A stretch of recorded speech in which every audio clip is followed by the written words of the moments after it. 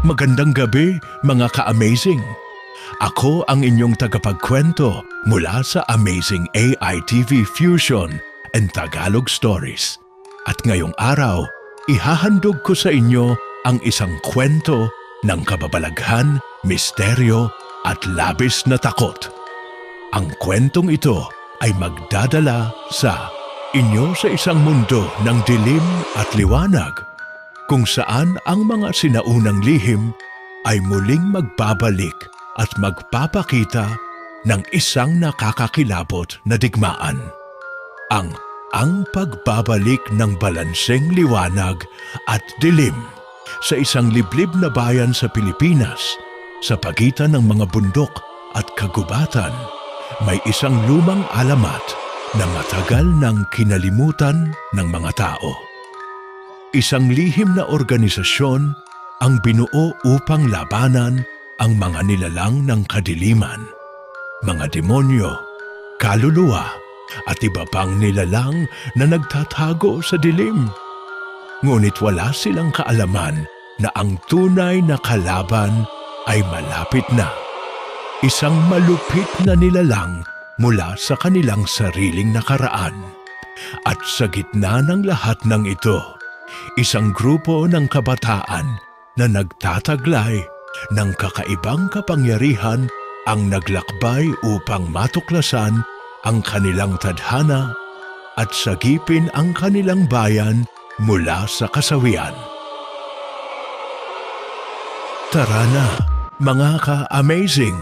Ihanda ang inyong mga sarili sa isang kwento ng matinding laban, mga pag-asa at takot, at ang walang katapusang paghahanap ng liwanag sa gitna ng dilim. Simulan na natin. Sa pinakaliblib na bahagi ng Quezon Province, may isang lugar na tinatawag na Sitio de Masalang. Walang mapa ang makakakita rito at kahit Google Maps ay hindi ito matutunton. Sabi ng matatanda, sinumpa raw ang lupaing iyon.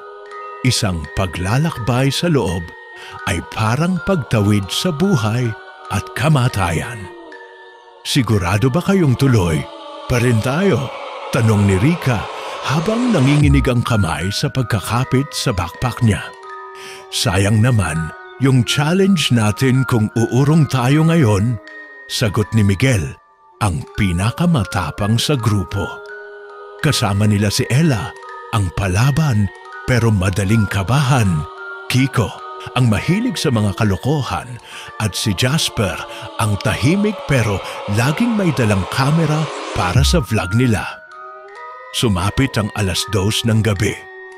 Pagdating nila sa paanan ng sitio, agad nilang naramdaman ang kakaibang lamig ng hangin, halos kasabay ng mahihinang bulong na dumaan sa tenga ni Rika. Guys, may narinig ba kayo? Tanong ni Rika. Nanlalaki ang mga mata, walang sumagot. Si Jasper nakatingin sa likuran nila, parang may nakita. Naglakad sila sa gitna ng madamong daan. Sa kaliwa nila, may isang napakalaking balete na may nakasabit na mga basang putol-putol na damit. Kumakaway ang mga ito kahit walang hangin. Picture mo, Jasper, utos ni Kiko. Pero nanginginig ang kamay ni Jasper habang kinukunan ng puno. Bigla silang napalingon nang marinig ang iyak ng bata. Mama, Mama, tumigil sila. Sa harap nila, isang batang lalaki na duguan ng ulo, nakasuot ng lumang uniforme ng paaralan at nakayuko. Unti-unti itong lumapit habang humahagulgol. Atras, atras tayo! Sigaw ni Ella, sabay hawak sa braso ni Miguel. Ngunit nang paatras na sila, napansin nilang hindi na nila matanaw ang kalsada. Mistulang nawala ang daan.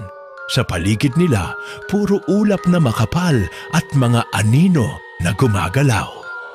Trap tayo dito! Sigaw ni Rika. Biglang sumigaw si Kiko. Tumingin kayo sa itaas! Sa sanga ng balete, may nakabigting babae, duguan ang mukha at nakangiti sa kanila. Unti-unti itong bumaba, parang hindi apektado ng grabidad habang lumalapit sa kanila. Tumakbo! Sigaw ni Miguel. Nagkanya-kanyang takbo ang grupo. Si Rica at Jasper sa kanan, sina Ella at Kiko sa kaliwa. Naiwan si Miguel sa gitna, natutula lang, nakatingin sa babaeng multo. Biglang may malamig na kamay ang humawak sa batok ni Miguel. Nang lumingon siya, nakita niyang ang dating nakabigting babae ay nasa likod niya na. May maitim na mga mata at dugo ang bibig. Hindi kayo makakaalis. Bulong nito, samantala sina Rica at Jasper nakarating sa isang abandonadong bahay.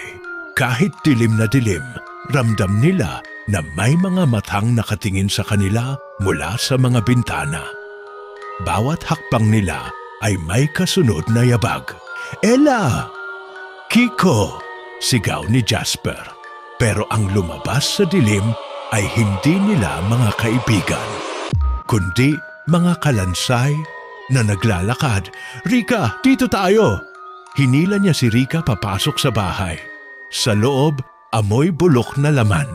Sa sulok ng kwarto, may isang matandang babae na nakaluhod. Nakatalikod sa kanila, nagdarasal sa wikang hindi nila maintindihan. Lumapit si Jasper, pero bago pa siya makalapit, lumingon ang matanda. Hindi ito tao, itim ang balat, puti ang mga mata at lumalabas ang mahabang dila na parang ahas. Mga bagong bisita, sabi nito sa malademonyong tinig.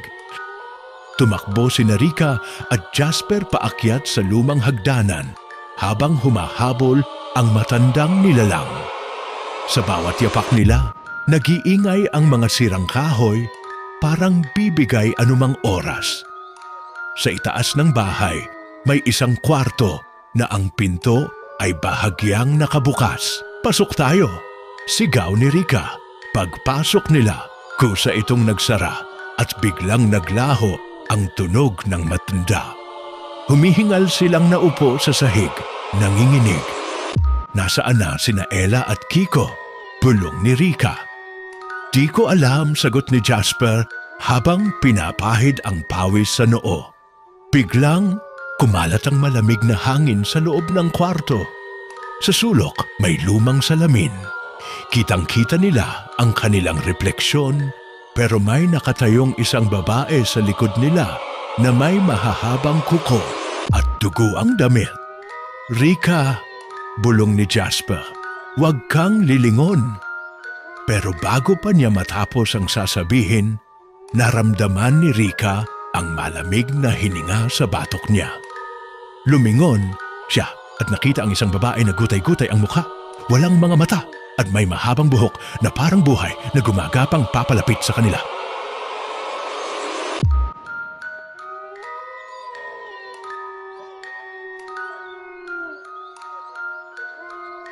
Tissue! Sabay silang dalawa sa sigaw. Sinubukan nilang buksan ang pinto pero hindi gumagalaw. Sa loob ng salamin, nagsimula ng gumapang palabas ang babae. Unti-unti itong lumalabas, sinasabayan ng tunog ng basag na salamin. Basagin natin to, sigaw ni Jasper, sabay hampas ng silya sa salamin. Pagkabagsak ng salamin, nawala ang babae at biglang bumukas ang pinto. Hindi na sila nag-aksaya ng panahon, kumaripas sila ng takbo pababa. Samantala, sina Ella at Kiko naman nagtatago sa ilalim ng isang sirang kubo sa tabi ng ilog. Nanginginig sa takot si Ella. Narinig mo ba yon, Kiko? Tanong ni Ella habang pinipigilan ang pag-iyak. Tahimik lang tayo, bulong ni Kiko. May mga anino na kanina pa sumisilip sa tubig. Lumapit si Ella sa ilog. Sa tubig, nakita niya ang sarili niya. Pero ang refleksyon niya ay umiiyak ng dugo. Takbo! Sigaw ni Kiko. Pero bago pa siya makagalaw, isang kamay na malamig at madulas ang humawak sa binti niya mula sa ilalim ng ilog. Huwag mo akong iwan, Kiko! Sigaw ni Ella habang hinahatak si Kiko pababa. Sa takot, hinila ni Ella si Kiko papalayo sa ilog, habang ang kamay na humahawak dito ay nag-iwan ng itim na marka sa balat niya. Hindi sila tao, bulong ni Ella, takot na takot. Hindi sila tao, Kiko. Muling naglakad ang dalawa papunta sa gubat, kung saan naroon ang daan pabalik sa bayan. Pero sa paligid nila, nagsimulang dumalot ang makapal na usok. At unti-unting lumilitaw ang mga hugis ng katawan. Hindi basta tao, kundi mga nilalang na nasunog. Ang mga balat ay punit-punit. Ang ilan ay may mga sungay pa. Sa kabilang banda, si Miguel naman hindi alam kung saan siya napadpad. Napansin niyang nag-iisa siya sa isang parang. Sa gitna ng kadiliman, may isang malaking bato na may mga ukit ng lumang baybayin script na kulay pula. Nakapalibot dito ang mga anino ng mga di kilalang nilalang. Mangyaring tulungan niyo ako makaalis dito, sigaw ni Miguel. Lumapit ang isang matandang lalaki na nakabarong, puti ang buhok at mapuputi ang mata. Umalis ka habang may oras pa, bulong ng matanda. Dahil kapag dumating ang ika-ikatlong hampas ng kampana, wala nang makakalabas dito. Nagulat si Miguel dahil wala namang simbahan sa paligid. Doon niya narinig, dung! Isang malakas na tunog ng kampana. Isa, nagsimulang maglakad papalapit ang mga anino. Kiksyo! Pangalawang hampas, nagsimulang tumulo ang dugo sa paligid ng bato. Tunggug! Pangatlo, biglang bumuka ang lupa sa harapan ni Miguel. Mula roon, may lumabas na nilalang na kalahating tao, kalahating demonyo.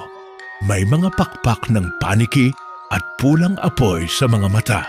Wala nang makakatakas, sabi ng nilalang, sabay hawak sa balikat ni Miguel. Biglang bumagsak si Miguel sa lupa, nanginginig habang hinahawakan ng nilalang ang balikat niya. Ramdam niya ang paghapdi ng balat niya, parang sinusunog ng apoy. Sa isang iglap, naramdaman niyang parang hinihigop ang lakas niya. "Bitawan mo ako!" sigaw niya, pero walang makakarinig sa kanya sa gitna ng dilim. Biglang may kumislap na liwanag mula sa kalangitan. Isang anting-anting na suot niya mula pa sa kanyang lolo ang biglang nagliwanag.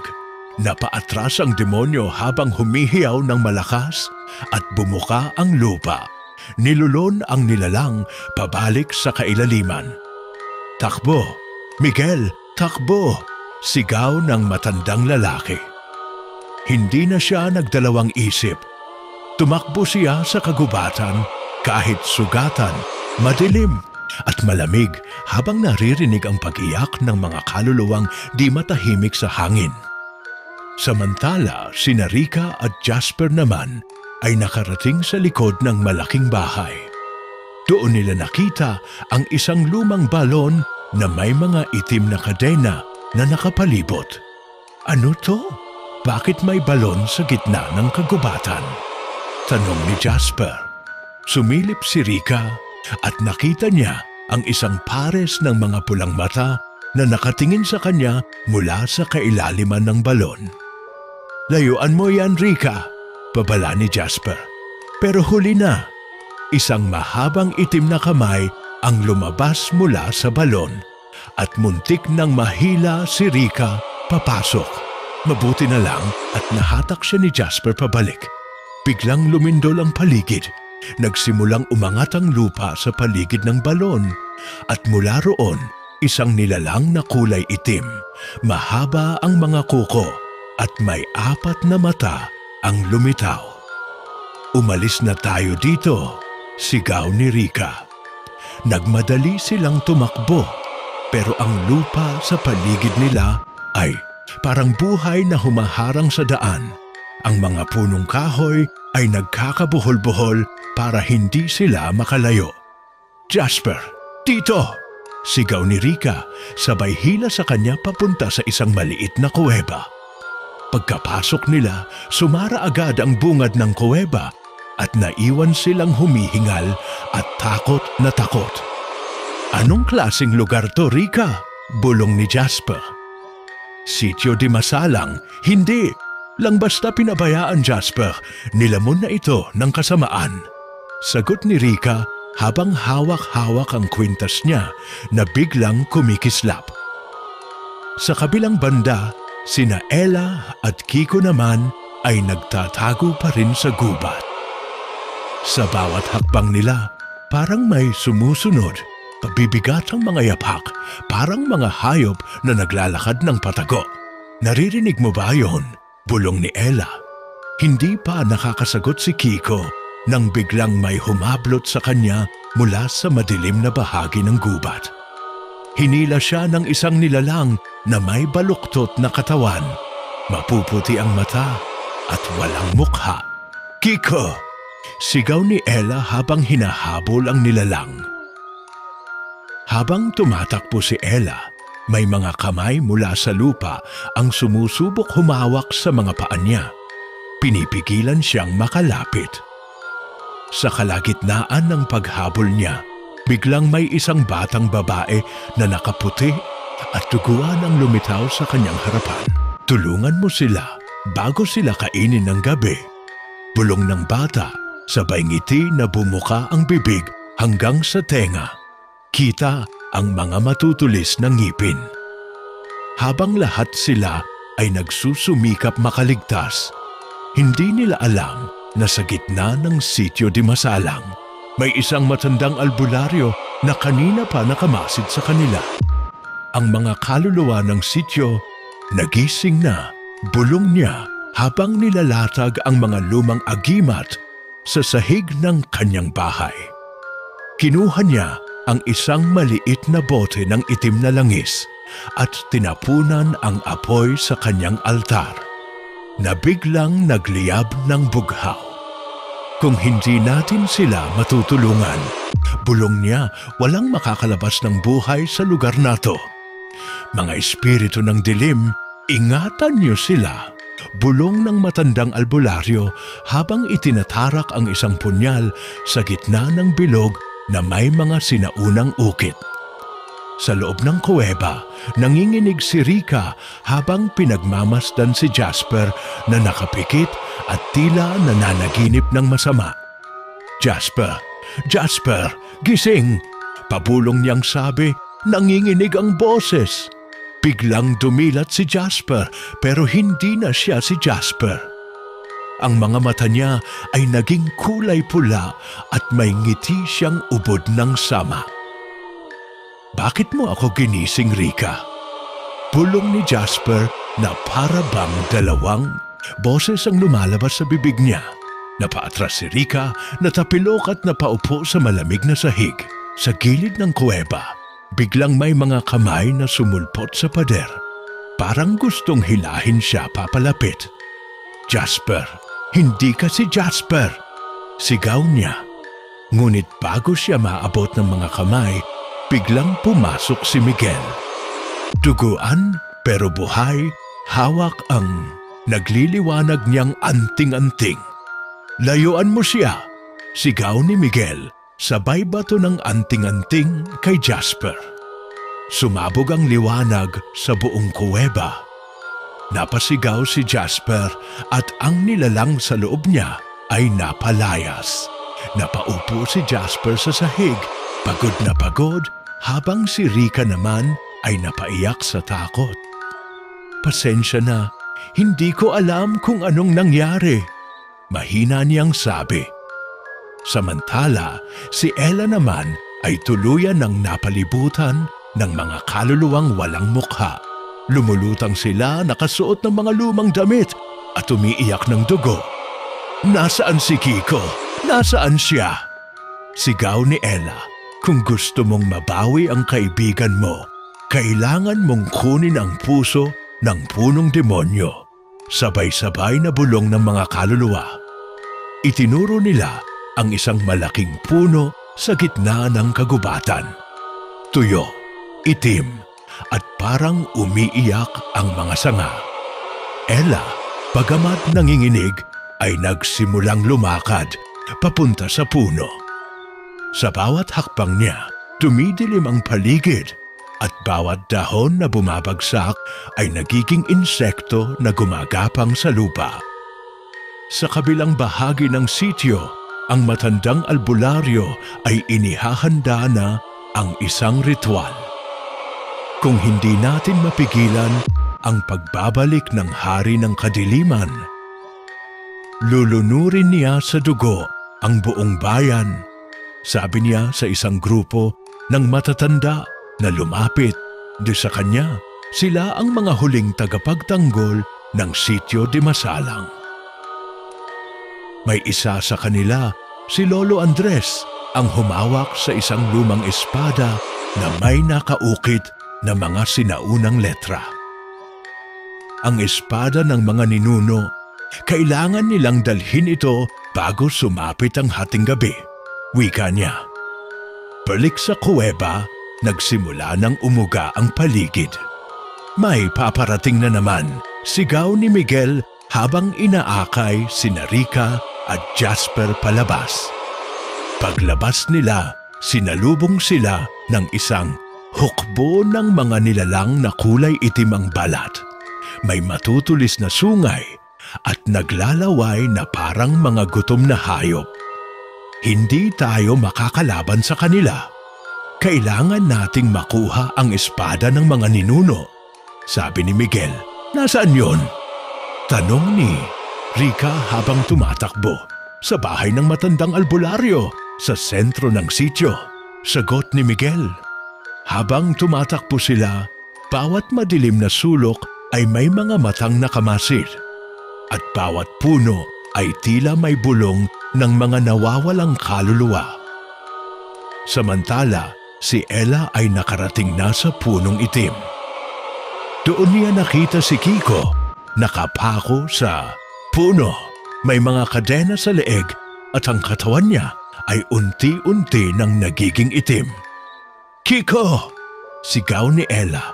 Lumuluha, lumabas mula sa lilim ng puno ang punong demonyo. Isang dambuhalang nilalang na may katawan ng tao pero may ulo ng isang malaking uwak.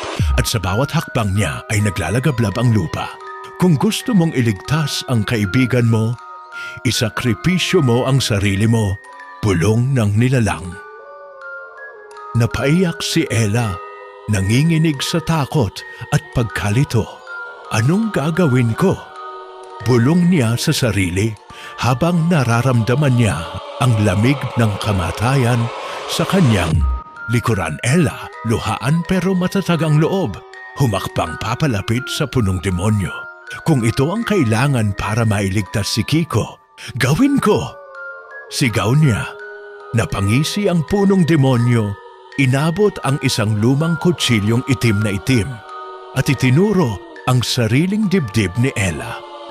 Nanginginig ang kamay ni Ella habang iniaangat ang kutsilyo. Pero bago niya maituloy, isang malakas na sigaw ang yumanig sa buong kagubatan. Huwag! Si Miguel, Jasper at Rica, nakarating na sila. Si Miguel, hawak ang espada ng mga ninuno. Sumugod at tinaga ang ugat ng punong itim. Agad na nanginig ang lupa. Umiiyak sa galit ang punong demonyo, habang ang mga kadena kay Kiko ay unti-unting naglaho. Sumugod ang mga nilalang mula sa kagubatan, pero ang espada ni Miguel ay nagliliyab sa asul na apoy. Bawat tama niya ay nagiging abo ang mga demonyo. Rica! Jasper! Ilayo niyo si Ella at Kiko! Sigaw ni Miguel habang pinoprotektahan sila. Habang inilalayo ni Rica at Jasper ang dalawa, Napatingala si Ella at nakita niya ang langit na nagdidilim. Parang may punit sa kalangitan at may bumababa na isang anino. Isang dambuhalang nilalang, mas malaki pa sa punong demonyo ang bumaba. Itim ang mga pakpak, may 3 ulo ng ahas sa balikat, at bawat paghinga nito ay nagiging bulok ang mga halaman sa paligid. Siya na ang hari ng kadiliman. Bulong ng matandang albularyo na nakarating na rin sa lugar kasama ang mga matatanda ng sitio. "Handa na kami," sabi ni Lolo Andres. Isa-isa nilang binunot ang kanilang mga sinaunang sandata na may makapangyarihang basbas. Ang buong kagubatan ay naging isang larangan ng digmaan. Nagumpuga ng liwanag at dilim habang ang mga ka-amazing na kabataan ay nagtatakbo, nagsisigaw at lumalaban para sa buhay nila. Habang nakikipaglaban si Miguel sa punong demonyo, isang misteryosong babae na nakaputi ang biglang lumitaw sa tabi niya. Ito ang huling basbas ng mga ninuno. Bulong nito. Hinalikan siya sa noo ng babae at bigla siyang binalot ng makintab na gintong liwanag. Ang espada niya ay nag-iba, naging kristal na may gumagalaw na apoy sa loob.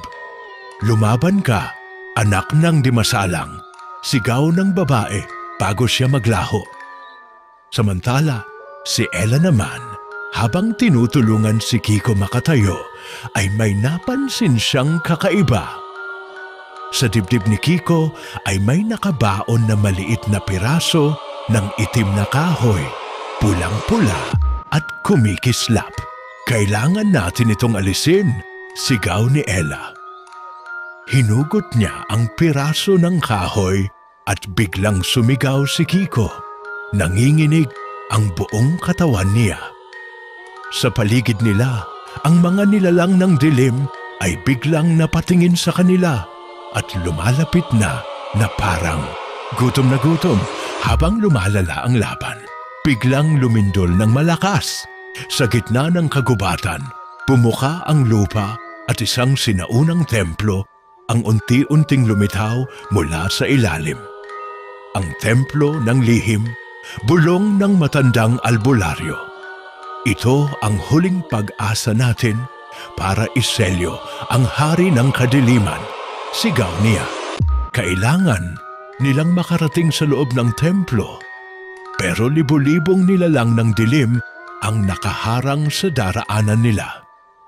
Tumakbo sina Ella, Kiko, Rika at Jasper papunta sa templo ng lihim, habang si Miguel naman ay patuloy na nakikipaglaban sa punong demonyo. Lumilipad sa ere ang mga nilalang ng kadiliman.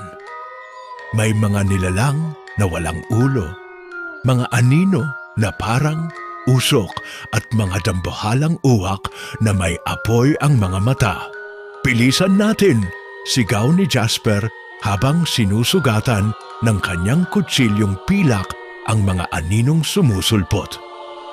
Paglapit nila sa templo, biglang sumara ang pinto ng bato at lumitaw ang isang matandang munghe sa harapan nito. Maputi ang mga mata, tanda ng pagkabulag, pero ramdam mo ang kakaibang lakas sa kanyang presensya. "Upang makapasok, anang monghe, kailangan ninyong sagutin ang tanong ng kadiliman." Umugong ang hangin mula sa anino ng monghe. Lumabas ang isang tinig na malamig at mahaba. Ano ang tunay na anyo ng takot? Nagkatinginan sila Ella, Rika, Jasper at Kiko. Nanginginig si Kiko, hawak pa rin ang kanyang dibdib kung saan hinugot ang itim na kahoy. Ella, kahit nanginginig, humakbang at sumagot. Ang tunay na anyo ng takot ay ang pagkawala ng pag-asa. Tahimik, walang gumalaw, biglang lumiwanag ang paligid nila. Bumukas ang pinto ng templo. Tumakbo silang lahat papasok. Sa loob, Isang mahabang hagdan pababa ang sasalubong sa kanila at sa pinakailalim, isang dambuhalang estatwa ng isang mandirigma na may hawak na dalawang espada, isang puti at isang itim. Ito ang susi ng balanseng liwanag at dilim, sabi ni Kiko habang lumalapit. Tila ba may bumubulong sa isip niya. Hindi pa man niya nahahawakan ang mga espada. Biglang lumindol ulit at mula sa pader ay lumitaw ang mga nilalang ng kadiliman. Mas malalaki, mas mabangis at ang mga mata nila'y pula na parang dugo. Protektahan si Kiko, sigaw ni Ella. Habang pinoprotektahan nila si Kiko, si Miguel naman sa labas ay patuloy na nakikipagsagupaan sa punong demonyo. Wala na itong anyo ng tao. Isa na itong malaking halimaw na may tatlong mukha, iyak, galit at takot. Naramdaman ni Miguel ang lakas ng bagong espada niya, kaya tinutok niya ito sa halimaw at sumigaw. Sa ngalan ng dimasalang, bumulusok ang isang bugso ng liwanag mula sa espada, tinamaan ang halimaw at nagsisigaw ito sa sakit. Ngunit hindi pa rin ito tuluyang napapatay. Samantala sa loob ng templo, si Kiko ay nagsimulang lumutang sa ere habang unti-unting hinihila ng liwanag mula sa dalawang espada. Kung kukunin ko ang espada ng liwanag, magiging tagapagsanggalang ako. Bulong niya. Pero kung kukunin ko ang espada ng dilim, makakakuha ako ng kapangyarihang kayang pumatay sa hari ng kadiliman. Nanginginig si Kiko. Anong espada ang pipiliin? Niya sa labas, nagsimulang umulan ng itim na dugo mula sa langit. Lahat ng mga halaman sa paligid ay namatay. Ang mga matatanda ng sityo ay bumuo ng isang bilog, nagdarasal ng matandang orasyon para protektahan ng lupain.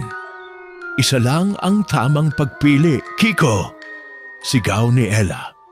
Si Kiko, may luha sa mata, inabot ang dalawang espada. Sabay.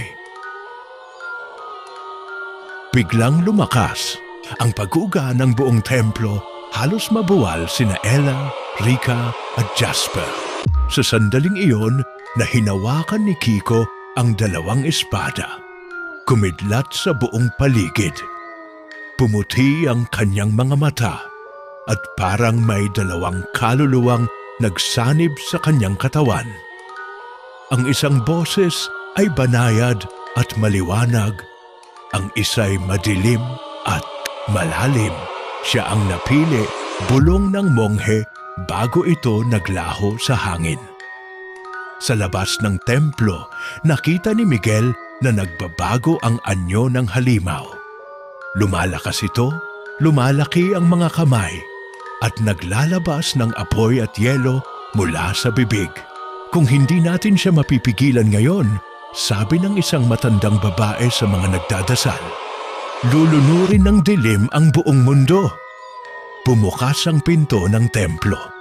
Mula rito, lumabas si Kiko. Pero hindi na siya ang Kiko na kilala nila. Ang buhok niya ay kalahating puti, kalahating itim. Sa isang kamay ay hawak niya ang espadang puti. Sa kabila ang espadang itim.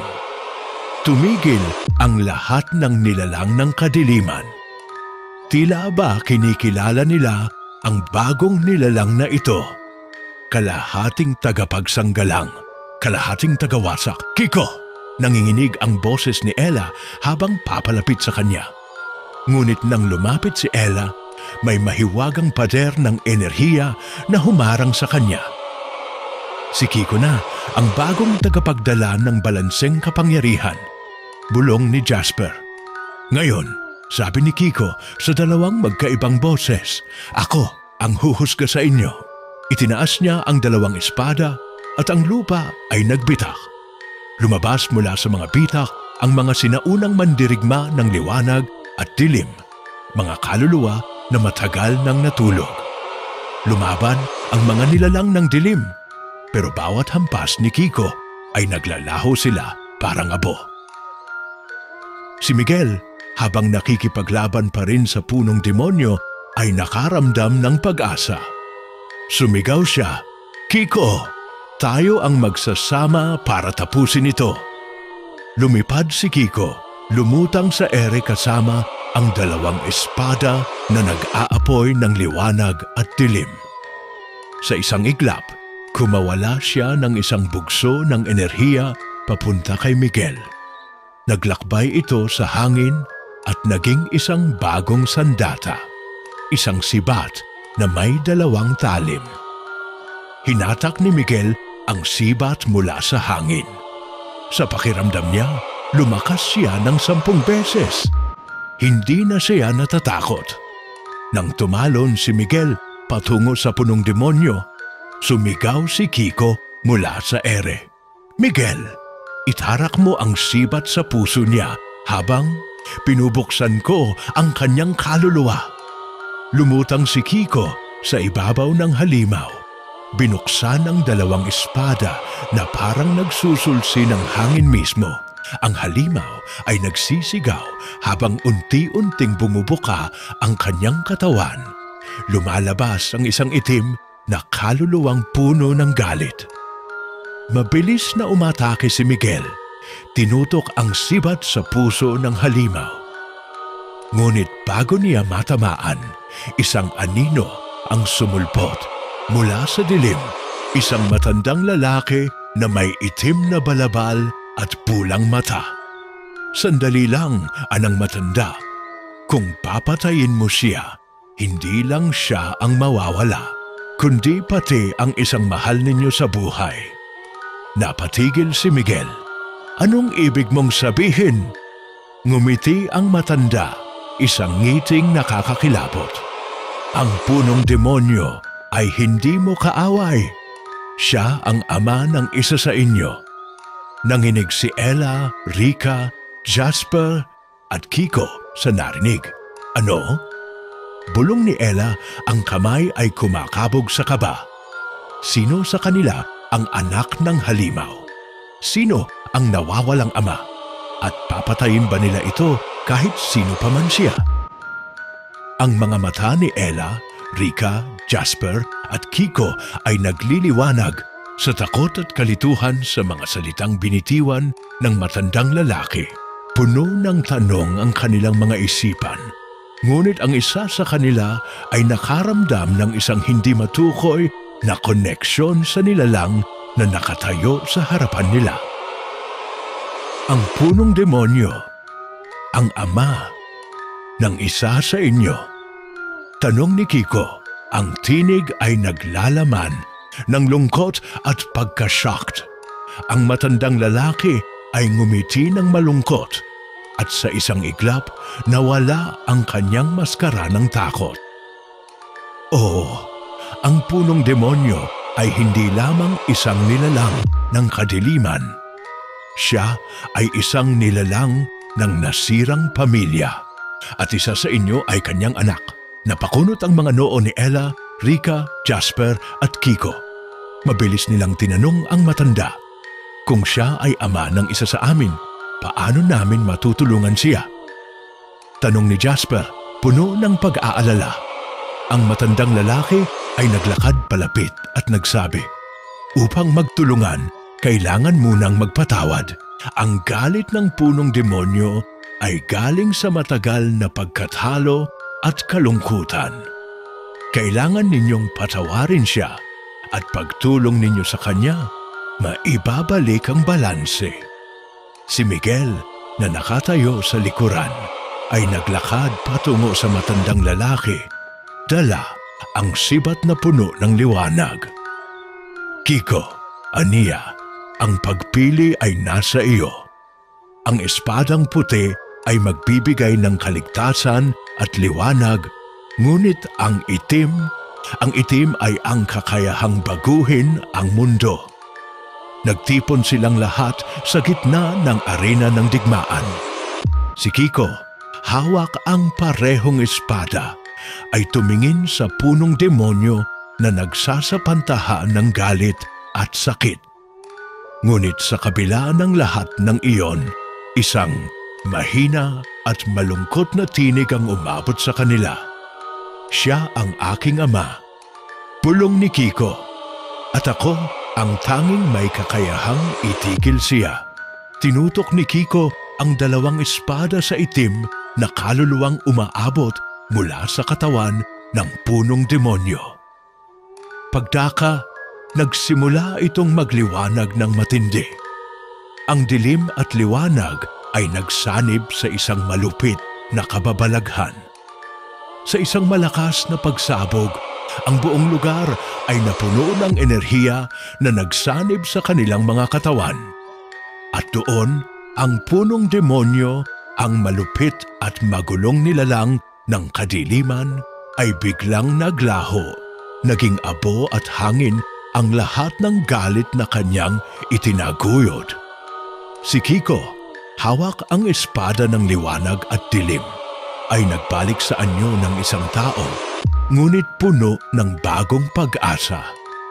Sa kanilang paligid, nagbabalik ang mga puno, mga halaman, at ang mga kaluluwa ng kanilang mga ninuno ay nagsimulang magbigay ng huling pasasalamat. Ang mundo ay muling nagbalik sa balanse. Sa kabila ng lahat ng kababalaghan, takot at dilim, sabi ni Kiko habang pinagmamasda ng mundo, ang tunay na lakas ay nasa pagpapatawad at pagtanggap sa ating mga sarili. Bawat isa sa atin ay may dilim at liwanag, ngunit kung magtulungan tayo, walang magiging imposible. Ang mga ka-amazing ay nagsimula ng maglakbay pabalik sa Sitio de Masalang. At sa bawat hakbang, nadarama nila ang pagkakaisa at kapayapaan. Mga ka-amazing, nagtagumpay na sila. Ang kwentong ito ay nagturo sa atin ng isang napakahalagang aral. Hindi lahat ng laban ay kailangang pagdaanan sa pamamagitan ng galit at takot. Ang tunay na lakas ay ang pagmamahal, pagpapatawad, at ang lakas ng isang pamilya at mga kaibigan. Salamat sa inyong pagsubaybay sa ating kwento, at ito na ang pagtatapos ng kwentong Ang Pagbabalik ng Balanseng Liwanag at Dilim. Pero bago tayo magtapos, huwag kalimutang mag-like, share at mag-comment sa ating YouTube channel, Amazing ATV Fusion and Tagalog Stories. At syempre, mag-subscribe na rin para laging updated sa mga bagong kwento.